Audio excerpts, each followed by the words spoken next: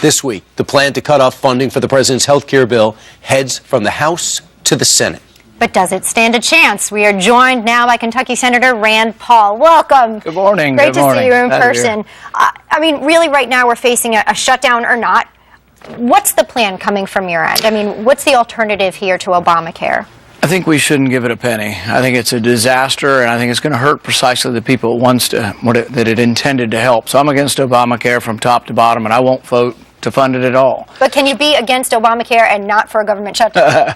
Well, I'm absolutely opposed to a government shutdown as well. I think that's a bad idea. So I think really we fight it out, and we'll see in the end the Democrats have the Senate and the presidency. It's going to be difficult ultimately to overcome them, but I think we should use the leverage of controlling the House. The Republicans were elected in the House. We were elected to do something. People want us to stand up and fight Obamacare, so we should. And really, the president has it exactly backwards. He says, oh, if Republicans don't get 100% of what they want, they're going to shut down government. It's completely the opposite. He wants 100% of Obamacare. He's unwilling to compromise. If he doesn't get 100% of Obamacare, the president's going to shut down government. You're thoroughly with Ted Cruz. However, you're not convinced there's an end game that's going to see Obamacare defunded. So if that is the case, you have another idea. You believe that Obamacare should be for everybody, for example. Right.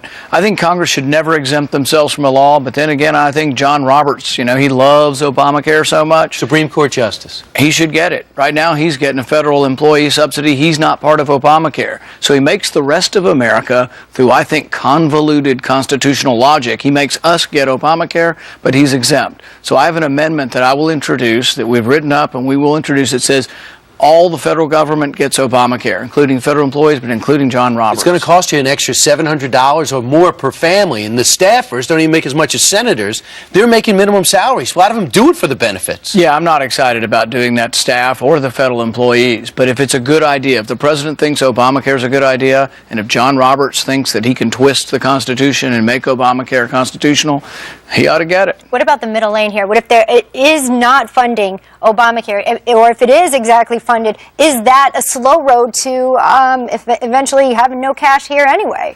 Right. Well, what I've said is defunding Obamacare is where we should start. That's what we're for. That's what the people who voted us are for. But the thing is, we may not get everything we want, so I acknowledge that. President wants 100% of Obamacare. We want 0. Maybe we make it less bad through a compromise. So if the Republicans in the House pass defund, Democrats in the Senate continue to fund, maybe there could be a compromise in the middle where we get rid of the taxes, get rid of some of the bad parts of Obamacare. Is that possible? You do think so? Maybe, but you'd have to have a very quick conference committee, leadership in the Republican side and Democrat side would have to come together and say, we are willing to compromise, and we have a conference committee. October 1st is coming real quick. Senator Paul, stay right here. We're going to factor in Steve and see if you two can finally get along.